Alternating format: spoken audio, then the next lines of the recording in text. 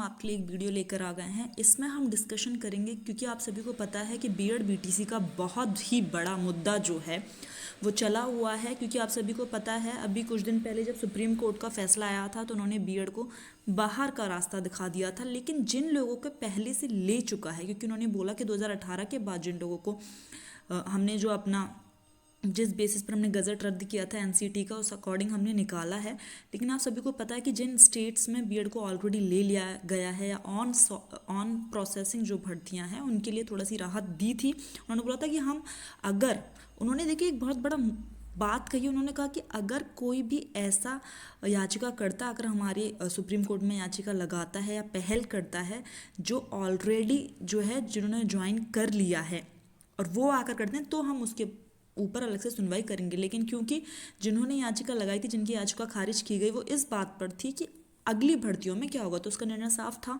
कि अगली भर्तियों में जो है बीएड को नहीं लिया जाएगा। देखिए तो एक्चुअली ये जो लेटर है ये प्रधानमंत्री को लिखा गया है बीएड वेलफेयर एसोसिएशन ने, ठीक है। अगर आप देखें तो इस लेटर पर जो डेट है वो 15 की है, यानी कि 15 तारीख को ही लिखा गया है, यानी कि आज ही ये लेटर लिखा गया है, ठीक है।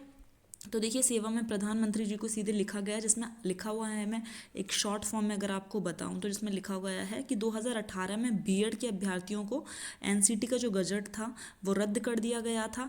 तो इन्होंने बोला है कि न्यायालय द्वारा 11 अगस्त 2023 को निरस्त होने पर बीएड अभ्यर्थी को प्राथमिक विद्यालयों में अध्ययन हेतु योग्यता मान्य उक्त गजट के जारी होने पर लगभग 5 वर्ष बाद दिया गया है। इन 5 वर्षों में कठिन परिश्रम तथा समस्त अहर्ताएं प्राप्त करने के पश्चात भी बीएड अभ्यर्थियों को यह बोलकर हटा दिया गया है कि वो जो है पात्र नहीं है प्राथमिक को पढ़ाने के लिए, ठीक है। उनके बारे में ये बोला कि हम लोगों को राहत दी जाए।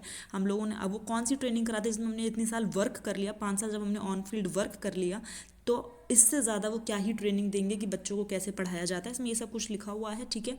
ये बंगाल के छात्रों ने निकाला हुआ है, जिसमें बीएड वांस न्याय करके उन्होंने हैशटैग डाला है, ट्विटर कैंपेन चलाया और ये पत्र उन्होंने जो है लिखा हुआ है। देखिए फ्रेंड्स, जितने भी बीएड के अभ्यर्थी हैं, चाहे जिन्होंने ज्वाइनिंग ले ली है, जिनकी ज्वाइनिंग जो है ऑन गोइंग प्रोसेस में है, उन सभी का यही है कि उनको ना निकाला जाए, अगली भर्तियों में ये रूल जो है वो शामिल किया जाए। क्योंकि जिस याचिकाकर्ता ने याचिका लगाई थी, जिसे खारिज किया गया था, वो भर्ती का पार्ट नहीं थे। उन्होंने सिर्फ अपना सवाल पूछा था कि कब से बीएड अभ्यर्थियों को बाहर कर दिया जाएगा।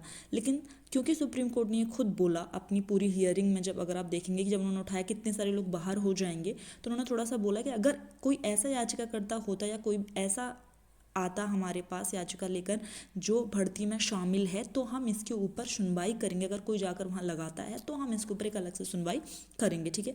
खैर बीएड का प्रयत्न लगातार बना हुआ है कि वो भर्ती से आउट ना हो, एटलीस्ट वो लोग तो आउट ना हो जिन्होंने ज्वाइन कर लिया है, चाहे वो 69 की बात हो, चाहे छत्तीसगढ़ की बात हो, पंजाब की बात हो, चाहे वो अपने एमपी की बात हो, ठीक है। राजस्थान में तो हम बोलेंगे ही नहीं, क्योंकि राजस्थान में तो ऑलरेडी जो है बहुत 2018 से ही ये चल रहा है, तो उसमें तो ऑलरेडी लिया ही नहीं जाता है प्राथमिक शिक्षकों को, ठीक है। तो एक बहुत बड़ी पहल हो जाती है ये बीएड शिक्षकों के द्वारा कि उन्होंने सीधे डायरेक्टली प्रधानमंत्री जी को ये लेटर लिख दिया है, जो बीएड का वेलफेयर एसोसिएशन है बंगाल का, वहाँ से। तो अगर हर स्टेट अपना अपना एक स्टैंड लेता है, एक कमेटी फॉर्म करता है, अपना एसोसिएशन फॉर्म करता है और वो भी ये लेटर लिखते हैं, तो कहीं ना कहीं सरकार यानी एजुकेशन मिनिस्ट्री जो है, एचआरडी मिनिस्ट्री, वो इस पर थोड़ा बहुत फोकस कर सकती है, ठीक है फ्रेंड्स। तो ये एक लेटेस्ट अपडेट है। बाकी आप लोगों को पता ही है कि 2011 में जो यूपी में केस चल रहा था 12,000 शिक्षकों का, जिसमें बीएड अभ्यर्थी भी शामिल हैं, वो जीत हो चुकी है उनकी। अगर आप लोगों ने देखा हो, कल परसों का ही फैसला आया है।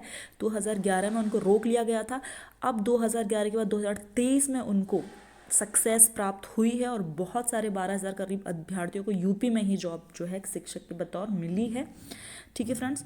तो अगर आप लोग देखिए, उन्होंने अपने न्याय के लिए संघर्ष किया, तो जाहिर सी बात है कि उनको न्याय मिला और वो लोग फाइनली सुप्रीम कोर्ट में जीत गए, जिसमें बीएड अभ्यर्थी भी थे एज अ प्राथमिक शिक्षक। तो जैसा बंगाल ने अपने लिए वहाँ के बीएड कैंडिडेट जो हैं उन्होंने वहाँ के लिए पत्र लिखा है, तो अलग अलग स्टेट अगर कुछ करती है तो डेफिनेटली कुछ ना कुछ हो सकता है, ठीक है। जो लोग लगे हुए हैं उनके लिए तो देखा निकलना थोड़ा सा बड़ा हो जाता है, आगे तो खैर लिया ही नहीं जाएगा, ठीक है फ्रेंड्स।